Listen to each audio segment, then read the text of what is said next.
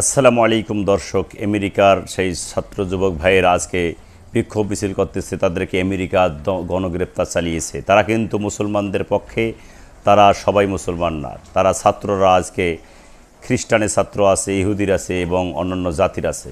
তারা কিন্তু আজকে প্রতিবাদ জানিয়েছে এবং মানবতার পক্ষে তারা কথা বলতেছে। আজকে মানবতার পক্ষে কথা বলতেছে আমেরিকান এই ছাত্ররা, যার কারণে আজকে বিশ্ববিদ্যালয়ে দেখেন ছড়িয়ে পড়েছে এই আন্দোলন। এই আন্দোলনকে সরকার দমন পীড়ন করার জন্য গণগ্রেপ্তার শুরু করেছে। এর তীব্র নিন্দা জানাই আমরা চাই ফিলিস্তিনের মুসলমানরা স্বাধীনভাবে বসবাস করুক। আমরা চাই ইসরায়েলের বর্বরচিত হামলা বন্ধ হোক। আমরা চাই বিশ্বে একটি শান্তি বিরাজ করুক। আমরা চাই গাজার এবং ফিলিস্তিনের মুসলমানরা তার ধর্মীয় স্বাধীনতা শান্তিপূর্ণভাবে পালন করুক। আজকে বিশ্বের অন্যান্য মুসলমানের দেশ তারা এগিয়ে আসছে না। তারা মুখে কথা বললেও তারা সহযোগিতা কিন্তু করতেছে না। আজকে খাদ্যের অভাবে ফিলিস্তিনের শিশুরা মারা যাচ্ছে। আজকে চিকিৎসার অভাবে ফিলিস্তিনের শিশুরা কিন্তু মারা যাচ্ছে। এই বিষয়ে কিন্তু গর্জিয়াস কোনো রাষ্ট্র নেই।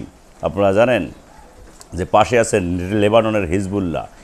লেবাননের হিজবুল্লাহ ততটুকু সহযোগিতা করেছে। যদি এভাবে অন্যান্য বিশ্বের অন্যান্য সম্পদশালী এবং ধনী রাষ্ট্রগুলো যদি সহযোগিতা করতো, আজকে ফিলিস্তিনের মুসলমানরা শান্তিতে বসবাস করতো। আমরা এই আশা রাখি যে ভবিষ্যতে যে কোনো রাষ্ট্র বা যে কোনো ধর্মীয় সেই ব্যক্তিরা, সেই মানবতার ব্যক্তিরা আজকে ফিলিস্তিনের পাশে দাঁড়াবে। এই আশা ব্যক্ত রেখে আজকের এই কথা শেষ করছি। আসসালামু আলাইকুম রহমতুল্লাহ। ভিডিওটি ভালো লাগলে ইউনুস আলী মিডিয়া সাবস্ক্রাইব করে আমাকে উৎসাহিত করবেন। আসসালামু আলাইকুম ওয়া রাহমাতুল্লাহ।